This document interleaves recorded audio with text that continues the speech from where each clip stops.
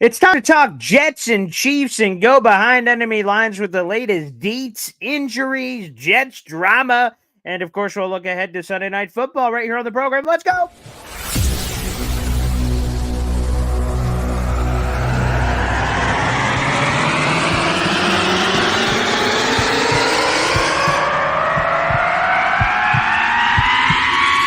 Zoinks! It is unequivocally the Super Bowl for New York Jet fans. Field Yates, baby. Field gosh darn Yates. Let's bring him on the show. Come on, people. Connor Rogers is joining the show. What's up, Connor? But Trevor gosh darn Sycamore, baby, for me, personally, my favorite New York Jet of all time. Wow, it's great to be on. What an intro that was right there. Paul, nobody does an intro like you, man. Paul, you give the best intro of literally any podcast that I've ever been. I'm gonna lose my gosh darn bananas.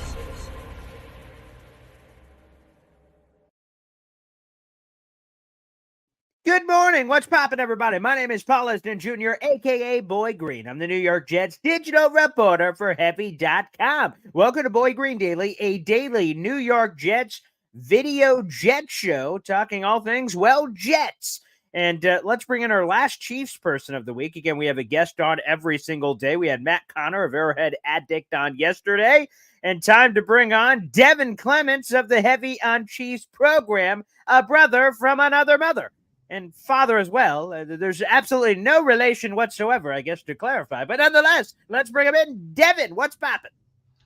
Nothing much, man. Thanks for having me on the show today. I appreciate it. Yeah, I feel like our energies like match. You're the yang to my yin. I am screaming all over the place, and you seem calm, cool, and collected. You are the Patrick Mahomes of this, and I am Zach Wilson. I feel like that's it. That's what's going on right now.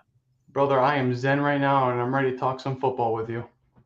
So let's get into it. I took a gander at the injury report yesterday that came out late, and again, we'll get other versions of this as we get closer to the game. Good Lord have mercy. There's like a dictionary here for the Kansas City Chiefs. There's like a 1,000 names on this list. The Jets have plenty of names. There's a couple to worry about, like guys like Tony Adams or Wes Schweitzer, but the majority of guys on this list for the New York Jets are guys that are just always going to be there. Mekhi Becton, Breece Hall, Greg Zuerlein, although he was a full participant, but he's appearing on. He came back last week for the Jets. I am less sure about the million names I'm seeing here on the Chiefs side. What's the latest deets here? Yeah, so like you just said, the injury report was pretty extensive today when it came, yesterday when it came out. But for the most part, everyone was a full participant. So guys are just kind of banged up from their blowout win against the Chicago Bears in Week 3. I'd say the two names I'd be the most concerned about on that injury report were Nick Bolton, who missed Week 3 with an ankle sprain. He missed practice on Wednesday. So he said in an article written by Sports Illustrated that he's hopeful to be back for Week 4, but it's still up in the air right now. So we're going to have to wait to see what his practice participation is for the remainder of the week to see where he's at with that. And then also Kadarius Toney. He's basically been banged up this entire season thus far. He's dealing with a toe injury. He was very, very limited in Week 3 because Andy Reid said during his presser this week that he didn't want to push Toney and potentially re-injure that toe again. So he was also a limited participant in practice on Wednesday. So we'll see what his participation is also like throughout the week. And then the other two guys that were on the list that were limited participants were Chris Jones with a groin injury. And then I think Noah Gray was actually not practicing at all, but he was just sick. But Jones with this groin injury, I'm not too concerned about. They're probably just giving him a Veterans Day rest and, don't want to push him too hard. He's still relatively kind of getting back into the swing of things in terms of coming back from his contract holdout. So I'm not too concerned about that. So I'd say overall, although it was an extensive injury report, we're doing okay heading into Week 4. But Devin, you can be honest. You can just say Kadarius Toney not has been, banged up all year this far. He's been banged up his entire career. You could just say that straight. Like he has been on the injury report since he came out of the womb, quite frankly, possibly, for Kadarius Toney, the very talented pass catcher of the Kansas City Chiefs.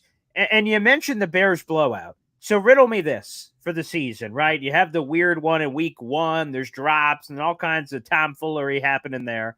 They get the win against Jacksonville Week 2. Not incredibly sexy, but you get the dub. And then all of a sudden, it seems like all the moons and stars align for the Chicago Bears matchup. Was that the Bears being terrible, and a lot of people believe they're the worst team in football and perhaps could get the number one pick for a consecutive season? Or was that just truly, hey, the Chiefs are really good, and that was their coming out party that all of us have been waiting for? Yeah, I'm leaning more towards Chicago just being a dumpster fire right now, and that's why it led to a blowout. I mean, the Chiefs are the Chiefs. They're a disciplined team. They're an explosive team. Obviously, we know they have superstars, Travis Kelce, Patrick Mahomes, Chris Jones, all back on the field now. They played well that game, but I would say I'm not really taking a whole lot away from that game in terms of what happened on offense and defense. I think it was more so Chicago is just totally burning right now and really doesn't have anything promising on the field to look at moving forward. So it was a rough game for them. And I think that was just Chicago just imploding and the Kansas City just capitalizing on it, really. All right, let me ask you this. I'm curious because I've spoken to a few Chiefs people, both on camera and doing shows and off camera as well.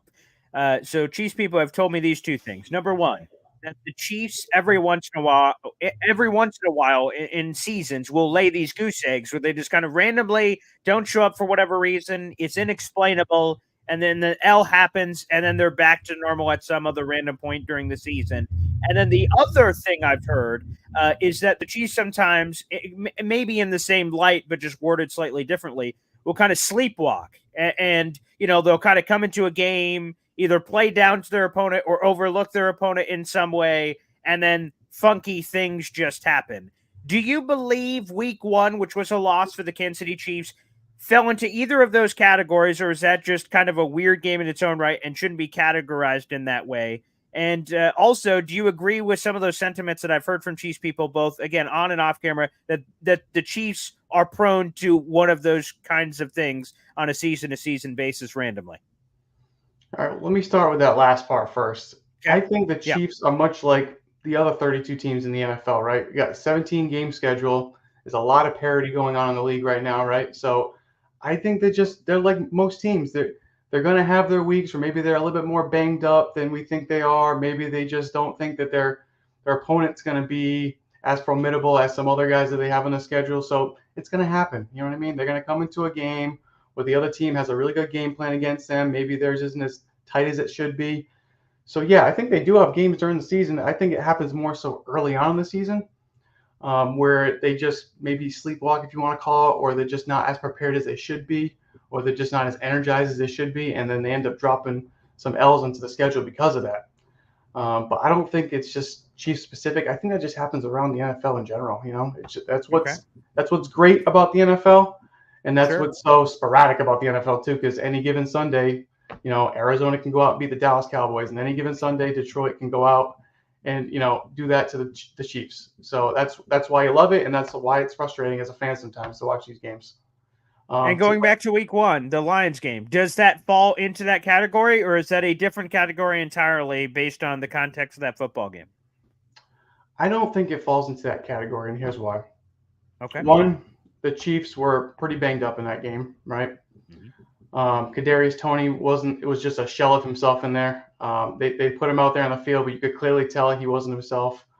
The Chiefs might have just had some jitters in that game, so maybe you could kind of give a little bit of credit to them being unprepared or just not, just falling flat on their face. I don't know what you want to call it. Call it what you want. No Kelce, no Chris Jones. I mean, obviously, yeah. Right. So I think they also played a really good Detroit Lions team. I really do. I know that the Lions sometimes play down to their opponents, right? But I think overall they have a very sound team. They had a really good game plan going into that game. And even without Chris Jones in the lineup, the Chiefs defense still played really good. But if you look at the end of that game, when Detroit, all he had to do was run out the clock to win that game, and Montgomery was getting the 5-yard, 4-yard chunks at the end of the game to turn out the clock and pick up first downs. Chris Jones wasn't in the lineup, and if he was, I think the end of that game would have been much different. So although for 3.5 quarters, the Chiefs defense played well enough, they missed Chris Jones at the end of that game. And that's what ultimately impacted the result of that game, in my opinion. Again, we're go ahead. But no, just to circle back to what I was saying before, I think the Chiefs just weren't the roster itself, and just being a little banged up from the preseason and when Chris Jones' contract pulled out and what have you. I think that it was more of that than anything else. Okay, so the goose egg is still to come perhaps on Sunday Night Football Week 4 is exactly what you're saying. I'm not sold on that. You're gonna have to tell me on that one on this one. Yeah, that's all right. We've got some more time left in the show. We're about halfway through. Maybe we could get there before the end. Again, we're speaking with Devin "Gosh darn Clements" here, baby. Heavy on Chiefs, all the Kansas City Chiefs coverage you're looking for, and possibly more. This has been viral, of course, breaking yesterday. Chiefs player Willie Gay was asked about Zach Wilson and this Jets offense. He gave a very interesting answer, and it's been interpreted one of two ways: either massive disrespect, or that the quote has been misinterpreted. We will play the clip. We've got the clip right here, so we'll play it here on the show. For those who are watching, you'll see it. And for those who are listening, you'll also hear the clip as well. And I'd love to hear your take, Devin, as someone who covers the Kansas City Chiefs and someone, quite frankly, before I even play the clip, you know Willie Gay more than I. When I'm about to play this clip, this is going to be the first time I've heard from Willie Gay in God knows how long of covering the Jets, obviously. I do not hear from this man often. So here it is. Here's Willie Gay. You'll hear question and answer about him on the Zach Wilson and the Jets offense. Here we go. When you look on tape, what are you seeing from Zach Wilson and their offense? Damn. That was a hard question. I can't lie. The team that want to run the ball, of course, man, not that wasn't, to be funny or anything, but A-Rod got hurt and it turned into a team where, like, in panic mode almost. That's what I see, at least. And they got great running backs, so now they're just trying to pound and ground, like they did. What game was that? Who did they just? I don't know if they won. And then I'll just kind of pause and take it from there because the majority of it is at the beginning. He has that long pause, and then he says, "That's a hard question," and he kind of smiles and then says, "A team that wants to run the ball," insinuating perhaps that with Zach Wilson, you wouldn't want to throw the ball. So, but again, people are interpreting this in multiple ways. I've heard some Chiefs people come back and defend this, saying it was not meant as a shot at Zach Wilson. You heard Willie also say there, "I didn't mean that as a joke." But that's how it's coming off to a lot of people. And a lot of Jets reporters were sharing that, saying, bulletin board material, perhaps. Devin, you've heard a lot of quotes, I'm sure, from Willie Gay. It's got a couple million views already, and it's getting viral on both sides. What do you make of that comment?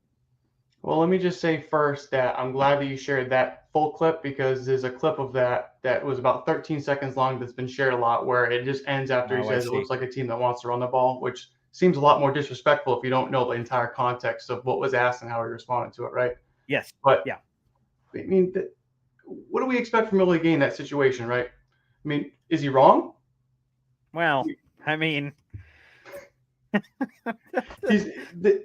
he said it's a hard question to answer because, I mean, if he's looking at the film, especially from last week against the Patriots, that offense struggled, right? And he's not going to sit there and say, like, Zach Wilson sucks, right? He's not going to say that because he doesn't want to be rude and he doesn't want to provide bulletin board material for the Jets. So I think he said it in the most respectful way possible. It's a team that wants to run the ball because that's what they need to do now with Zach Wilson in the center. They don't have Aaron Rodgers anymore, but they have two good running backs in the backfield that they can hand the ball off to. So for me, knowing Willie Gay, as I've seen him in press conferences, yes, he tries to be as thoughtful and as respectful as possible when he's answering questions, right? And I think that's what he was trying to do there. So I don't think people should try to take that as disrespect because I think he was just trying to give an honest assessment of what he was evaluating on the film. Again, I love to hear a Chiefs perspective because, like I said, when Jets people are seeing this in, at least I've seen 7 or 8 Jets reporters, and we're talking about prominent. Rich Cimini of ESPN, Connor Hughes of SNY. These are all just Jets people that cover the team on a national basis, and they're all sharing this clip as bulletin board material. That is how it's being shared out to the Jets universe. And even if that's no longer the reality, that is now the perception from Jets land of, oh, wow, Zach, if you don't play well after this, I mean, this guy just called you out, basically. So it's good to hear the truth from you, Devin, from your seat. But interesting nonetheless that regardless of the context you just provided, it may be too late. The cat may be out of the bag, but who knows? Again, to your point, was he really saying anything? I mean, Zach Wilson's been throwing for like 150 yards a game. I mean, it hasn't been this exhilarating thing, although I heard Andy Reid yesterday talking about it. All these guys just talk about because what else are you going to do? Wow, Stuckage, total terrible. Like they're not going to say those kind of things. So very interesting nonetheless. Though, but I appreciate it. I appreciate the other perspective on that. How do you look at this game? Because I'm wearing a shirt. I'll show it for our YouTube viewers. Here you go. Got Aaron Rodgers on the shirt with his quote, the Batman line. That the night's dark and hey, I'll rise again and all that jazz. It was going to be the first time we saw Aaron Rodgers and Patrick Mahomes. I'm sure the NBC folks and the Peacock folks are like, yeah, baby, we're going to get the first ever Aaron Rodgers, Patrick Mahomes matchup. This is going to be great. And then, 4 plays later, 70 seconds of offense later, that is no longer the case. So how are you looking at this game from your Chiefs perspective? I'm going to be honest, I'm somewhat surprised by the line. It shifted a little bit here, opened at 9, now at 9.5. That seems still a little low for the defending Super Bowl champions. Maybe Vegas has something here that I'm not aware of, but that's kind of an interesting line heading into this one. Yeah, so looking at this game, and like I had said earlier in the stream, I'm not taking a ton away from their Week 3 win, especially offensively, just because, offense just had their way in any way, shape, and form in that game. So, going into this game, we know Jets defense is great, right? But the offense is the problem. Their offense, their offensive line, their quarterback play is the problem. So, and I think it's going to be a big problem too, because although we always talk about Patrick Mahomes and Travis Kelce and how explosive their offense is, the Chiefs defense right now is playing at an elite level. And it's arguably one of the best defenses Patrick Mahomes has had on the other side of the field during his time in the NFL, right? Wow. We have all these players. Trent McDuffie's playing at an elite level. L'Jarius Sneed's playing at an elite level. Chris Jones, George Karlaftis. I can keep going down the list. All these different guys. Nick Bolton, Willie Gay. They're all just playing so cohesively right now. And Steve Spagnuolo just has the exact recipe to make those guys succeed when it comes to dialing up blitzes in the right times, in the right situations. So for me, I don't necessarily think this is going to be a high-scoring game. I think the Chiefs are going to – I actually do think the Chiefs are going to struggle offensively. I think they'll be able to put points on the board. But I think we're going to see something like maybe like a 17-3 game. It's going to be a relatively low-scoring game, but I think the Chiefs are going to come away handily with the win. Well, that's disgusting. So hopefully not 17-3 on Sunday Night Football. But I catch what you're putting down here, and I'm curious on this defense because you are the second Chiefs person to mention this. Because of course, Patrick Mahomes, face of the league. It's very easy to understand why you look at Chiefs and immediately think offense. But everyone knows Chris Jones. Hopefully, he's a superstar for all that's matter. But what's the identity of this defense? Are they a bend but don't break defense? Do they create a bunch of turnovers? Like, what do they bring to the table when you're facing against the Chiefs defense?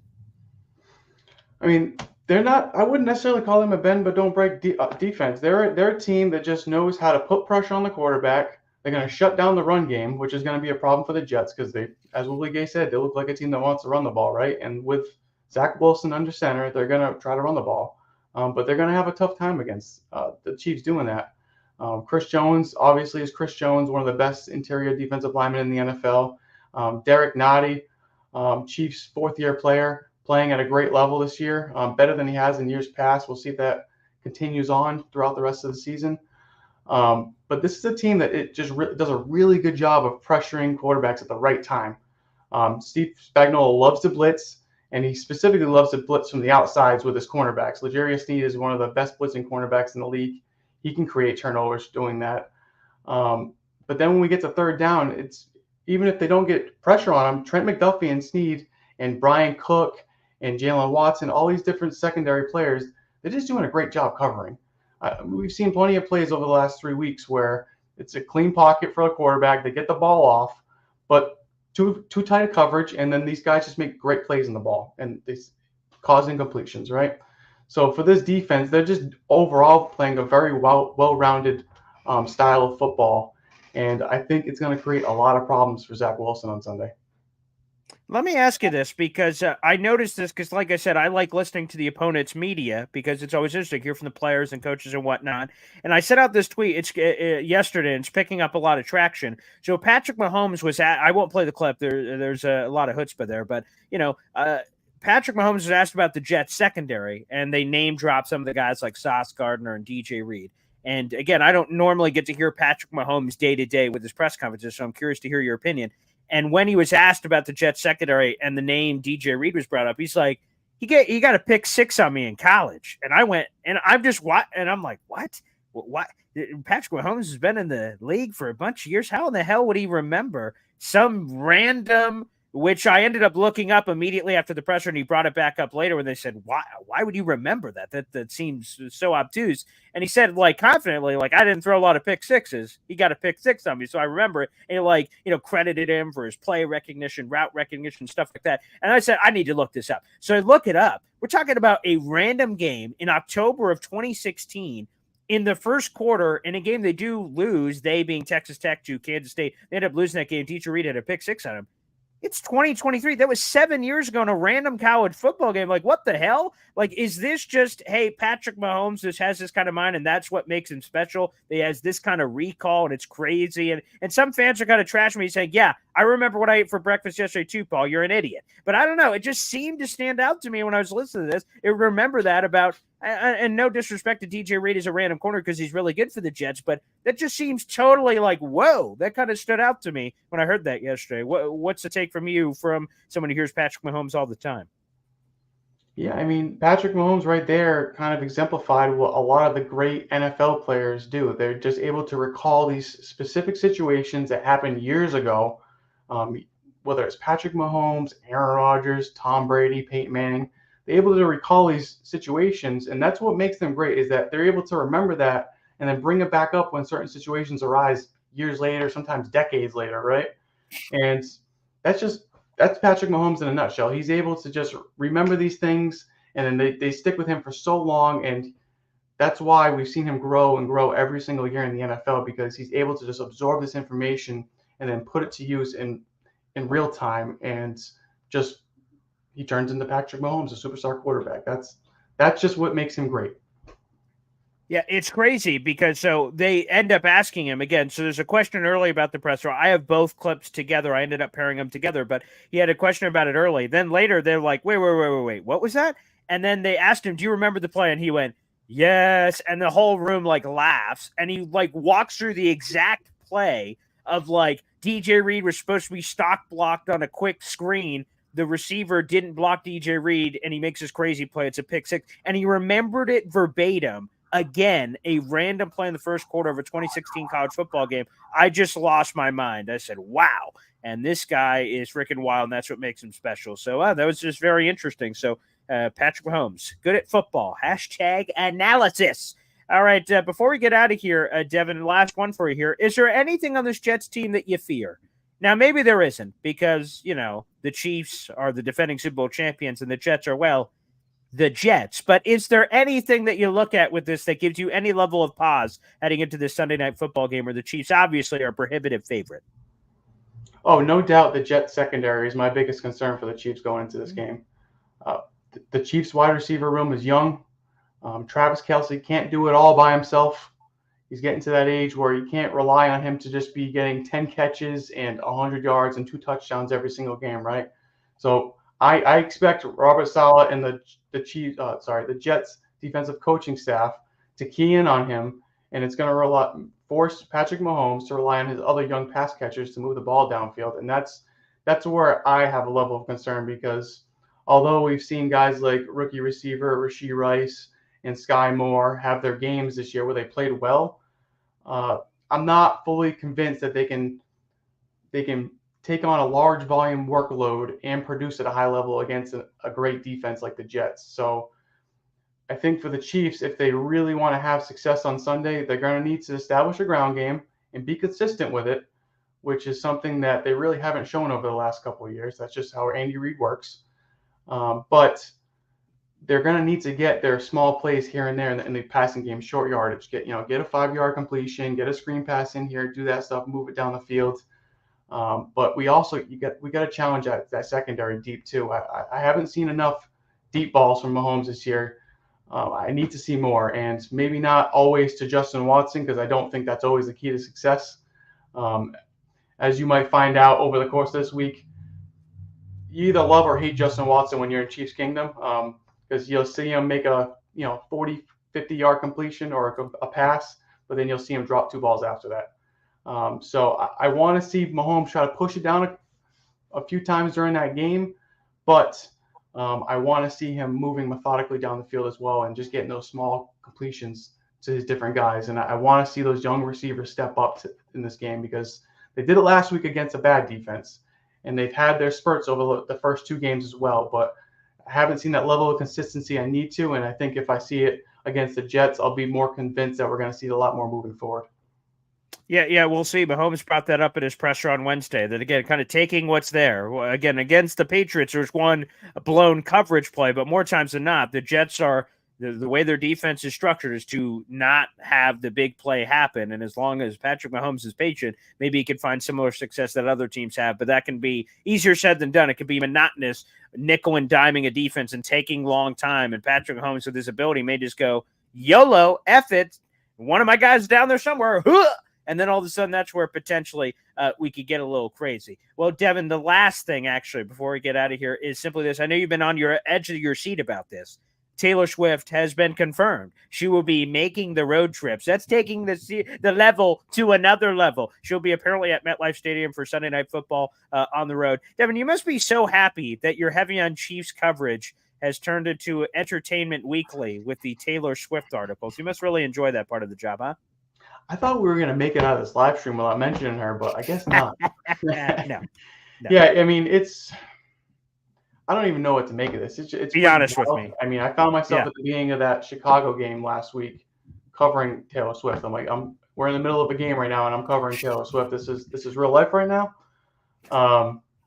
Yeah, I mean, what's the over-under in terms of how many times we're going to see her on the television, on the telecast? Oh, come on. I can't even fathom the number. For Sunday Night Football, over-under, I'll put it at 4.5, and I'm slamming the over. Because first off, any Travis Kelce play, obviously you want the immediate reaction. Number one, you got to do it at the beginning just to introduce to the audience, hey, just so you guys know, woo! And they're going to do it on social media, which will almost force them to, again, repeatedly say, hey, I know you may just be joining us. Taylor, Swifties, hey, she's up there. So, again, I would probably set the line at maybe 4.5, and again, I'm slamming the over. Yes, sir. Yeah, I would.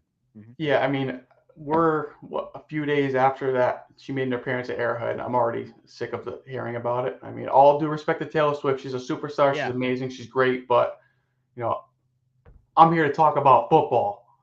Yeah, not to say I don't want to talk about Taylor Swift with you, but just everyone talking about Taylor Swift and all that. It's just, I just want Travis Kelce to focus on football. That's all. Sure. Yeah, very fair. He can have his little privacy. I want him. I want it more so because I want him to be able to have his private life private. You know what I mean? And having her there at the game doesn't exactly help that case, and walking out with her doesn't help that case. But I mean, I just hope we don't see her too much on Sunday because people aren't tuning in to see her, or maybe the Swifties are, I don't know, but we're tuning in to see football, right? So I hope that as these weeks go on, if she does continue to attend games, she's not brought into the spotlight as much. But that's not because I don't like Taylor Swift. That's just because we're watching football. Fair enough. Yeah, that's what you could only hope for, is that becomes more of a normal thing. If she kind of comes in and out, right? She goes to that Chiefs game. From all reports, she's coming to this Jets game on Sunday. And then if she just keeps coming, like, oh, okay, she's going to be here. But if she starts dropping in and out, then, is she going to be here next week? And then it's just going to continue, unfortunately, or fortunately for you, depending on how those clicks are going. But unfortunately for you, it sounds like more Swifty in your life nonetheless. But what I'm happy for is more Devin in my life. So having you on the show was an absolute pleasure, buddy. Thank you so much. And all our Jet fans, of course, can check out Heavy on Chiefs to get behind enemy lines, to get all the juicy deets on this matchup coming up on Sunday Night Football. Should be a lot of fun, pal.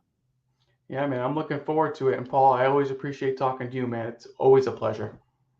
Well, thank you. That is Devin Clements, everybody. Make sure you follow him on all social media platforms and get ready for Jets Chief. Again, that's coming up Sunday Night Football. The Jets will be on Sunday Night Football for the first time in 11 years. Zach Wilson, Patrick Mahomes, what we all signed up for. Yes. Can't wait for that. That'll be spectacular. Thanks, everybody, for tuning in. We'll see you tomorrow morning.